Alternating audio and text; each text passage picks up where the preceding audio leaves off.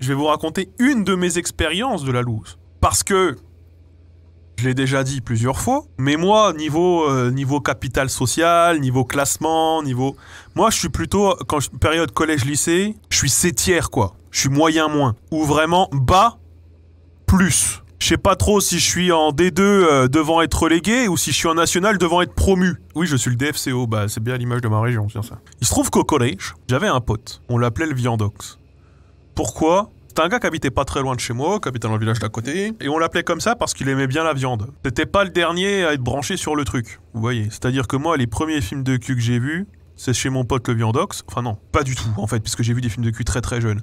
Mais plutôt, mes premières vidéos de cul sur internet, c'était avec le Viandox. Et du coup, le Viandox, on allait chez lui, il avait un petit bureau qui fermait, vous savez, de 1 mètre par 1, et on regardait des vidéos sur un site à la con qu'on trouvait, et vous saviez bien ce que c'était 1 minute de téléchargement pour une vidéo de 9 secondes. Et bon, on y passait quelques jours, quelques machins, c'était un petit peu marrant, et donc du coup, il était un peu branché sur le truc du machin. Et voilà pas que le Viandox, en fait, il avait une cousine. Et cette cousine-là, qui était une cousine qui était pas du tout dans mon collège ni rien. Elle était moyen. Et moi je sais que bah lui avec sa cousine, pas ils faisaient des trucs, mais ils se montraient leur corps, ils se comparaient, et puis bah comme il se comparait avec sa cousine et qu'il voyait sa cousine un peu à poil, elle lui montrait ses nichons. Lui il était en mode, il parlait beaucoup du corps de sa cousine. Et ça faisait un peu teasing, hein, je vais pas vous mentir. Ça faisait un peu, j'étais un peu en mode teaser. Et donc bref, et du coup, moi de fil en aiguille, j'ai fini par rencontrer cette cousine, la Cindy. En fait, on était sur MSN une fois avec le Viandox.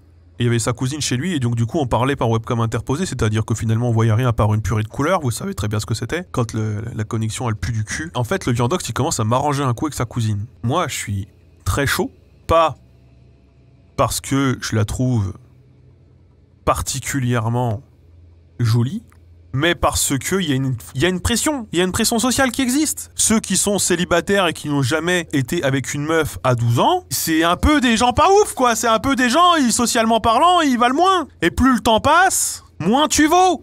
Et donc du coup, tu te dis, en plus, je pourrais me la péter au collège. Au collège, quand t'as une meuf, et en plus quand t'as une meuf qui est pas du même collège. J'étais à peu près là, tu vois, niveau prestige social. Mais là, je serais là, quoi. Je serais un peu plus pris au sérieux. On me respectera un peu plus, notamment parmi les gens les plus populaires. Et voilà pas que moi, du coup, je parlais avec la Cindy sur Messenger, sur le compte de mon pote le Viandox. Et on commence à faire, est-ce qu'on sortirait pas ensemble Vraiment, j'y crois pas. Je me dis, personne peut s'intéresser à moi dans ce monde, c'est juste pas possible, c'est une aubaine, c'est un rêve que je vis. Est-ce qu'on formera pas un couple moyen de prolo moyen, de sorte à ce qu'on gagne quelques petits points chacun de notre côté dans l'univers social dans lequel on évolue? La question, elle se pose comme ça. Et moi, je sais par le pote le Viandox qu'en plus, sa cousine, elle a déjà des nichons et elle est déjà sur le marché. C'est important parce que plus rapidement t'es sur le marché, plus rapidement tu t'installes sur le marché et c'est toi qui as les meilleurs clients finalement. Et c'est une façon un peu, je suis désolé, un peu triste et un peu froide de voir les choses, mais la question souvent elle se pose comme ça. Faut pas se mentir.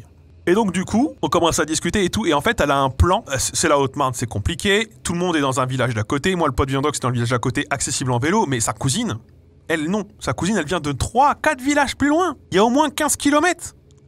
Ça tu les fais pas en vélo, trop compliqué, puis tes parents ils te laissent jamais y aller. Et donc du coup tu dois trouver un petit truc pour filouter, et en fait il se trouve que du coup le Viandox il a un pote qui a un scooter, et il se propose de...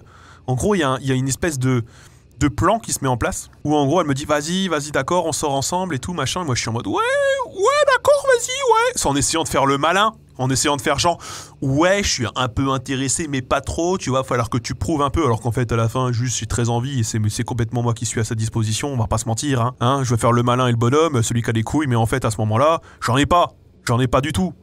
Elles sont parties, elles sont dans une boîte. J'essaye de faire moi je m'y connais, je sais trop plein de trucs, etc. Et bref, je suis une sale merde en fait à ce moment-là. Je suis complètement une sale merde à vouloir être quelqu'un que je ne suis pas pour faire genre, essayant d'imiter de manière un peu lointaine les gens populaires de mon collège pour essayer de m'inventer une vie, du prestige et finalement une valeur. J'y reviens, mais le Viandox, du coup, il me dit, bah vas-y, j'ai mon pote, là, il a un scooter. Et si tu veux, il peut ramener ma cousine chez toi demain soir pour que vous vous rouliez une pelle, quoi. Parce qu'il faut se rouler une pelle pour officialiser, c'est important. S'il n'y a pas roulage de pelle, il n'y a pas officialisation. Parce que même si jamais t'es pas vraiment en couple, juste le fait de rouler une pelle à une meuf d'un autre collège, tu grappilles quand même quelques petits points. Et donc, du coup, Le lendemain, moi, faut savoir que je suis pas ami avec elle sur Messenger. Je peux pas lui écrire directement. Elle a pas vraiment internet chez elle, c'est compliqué. Donc du coup, je n'ai pas le choix, je dois attendre. Et là, du coup, j'attends. Le lendemain, toute la journée, j'attends. J'attends. Juste en fait, à ce moment-là, elle ne vient jamais du tout. Là, tu commences à avoir des petits doutes. Tu te dis peut-être qu'il s'est passé des trucs qui se passent pas comme ça devrait se passer C'est bizarre.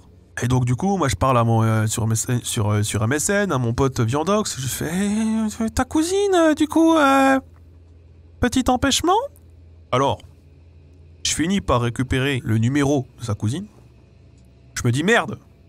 Putain, il y avait eu mariage arrangé là. Oui, on se connaît pas vraiment. Mais on voulait être moyens ensemble.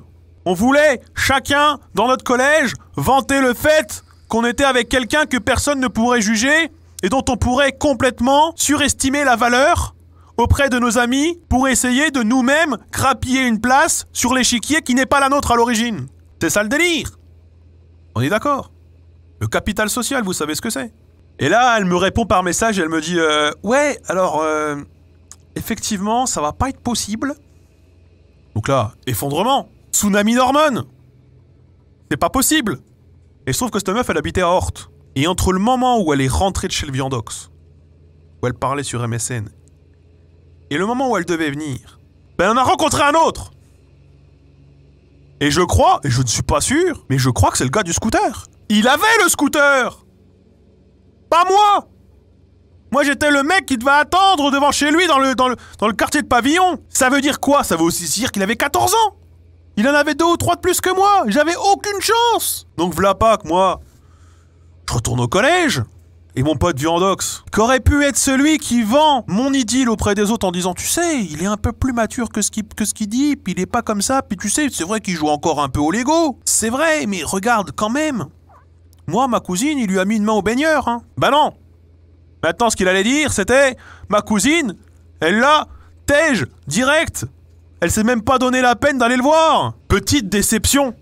On va pas se mentir, tu te fais toute une idée, tu te dis que tu vas voir ta première partie dissimulée normalement par une culotte, tu te dis on va peut-être faire des choses, on va peut-être jouer à touche pipi pour de vrai et tout. Et en fait non, tu te fais juste un peu secouer au collège quand tu rentres. Et puis il y a ce truc de quand vraiment tu es moyen moins et que tu touches du doigt le fait que tu vas peut-être juste devenir moyen plus, pour toi ça change tout au quotidien, tu vois. Alors quand tu apprends qu'en fait, au lieu de gagner quelques points, t'en perds le double, juste parce qu'il y a un con avec un scooter qui est passé entre-temps, sur une échelle de temps en plus qui est ridicule, c'est-à-dire en moins d'une journée, ça trouve un peu le cul. À cet âge-là, c'est un peu tout ton monde qui s'effondre, quoi. Et surtout quand le pote qui t'a arrangé le coup est celui qui t'enfonce le plus pour que lui-même gagne quelques points. Si lui il raconte une belle histoire cocasse sur moi, lui il gagne peut-être 2-3 points et moi j'en perds autant. C'était normal, tu vois, on rigolait en mode arrête t'es con. Alors qu'à l'intérieur juste tu pleures. Ça m'est arrivé plein de fois en fait. Et il y a une autre fois où j'étais en 3e. Mes parents partaient en vacances avec une autre famille et ils avaient une fille qui avait mon âge. Que, je ne vais pas vous mentir, je trouvais pas belle, mais sympa. Et puis elle était gentille avec moi. Je la voyais régulièrement, souvent. Je m'étais jamais vraiment trop posé la question des choses. Et voilà pas que je me suis dit, une fois, un soir, pendant les vacances, je lui fais hey, d'Ivoire, tu voudrais pas sortir avec moi? Et elle m'a dit oh non, c'est pas vrai. Et elle m'a juste complètement ignoré de tout le reste du séjour des vacances, où on dormait littéralement dans la même chambre. Je me suis senti seul. Rétrospectivement, c'était pas le meilleur move, parce qu'en plus j'en avais même pas vraiment envie, c'est juste parce que je me sentais trop seul. Bah du coup je l'étais encore plus après. Et voilà pas que je retourne au collège. Et qu'en fait, chose que je ne savais pas vraiment avant, elle connaît le Viandox. Et voilà pas qu'elle lui a tout raconté. Je rentre au collège, direct la rentrée, en mode putain, mais t'as voulu serrer la moche. Elle pensait vraiment qu'ils étaient amis.